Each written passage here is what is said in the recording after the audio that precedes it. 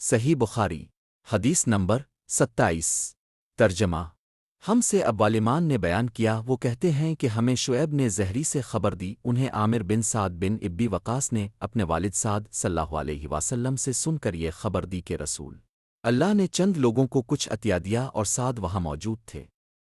وہ کہتے ہیں کہ رسول اللہ نے ان میں سے ایک شخص کو کچھ نہ دیا، حالانکہ وہ ان میں مجھے سب سے زیادہ پسند تھا۔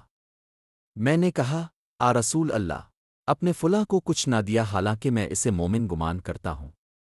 آپ نے فرمایا مومن مسلمان؟ میں تھوڑی دیر چپ رہ کر پھر پہلی بات دہرانے لگا۔ نبی کریم نے بھی دوبارہ وہی جواب دیا۔ پھر آپ نے فرمایا کہ اے سعد، باوجود یہ کہ ایک شخص مجھے زیادہ عزیز ہے، پھر بھی میں اسے نظر انداز کر کے کسی اور دوسرے کو اس خوف کی وجہ سے یہ مال دے دیتا ہوں کہ وہ اپنی کمزوری کی وجہ سے اسلام سے پھر جائے اور اللہ اسے آگ میں اوندھا ڈال دے۔ اس حدیث کو یونس صالح معمر اور زہری کے بھتیجے عبداللہ نے زہری سے روایت کیا۔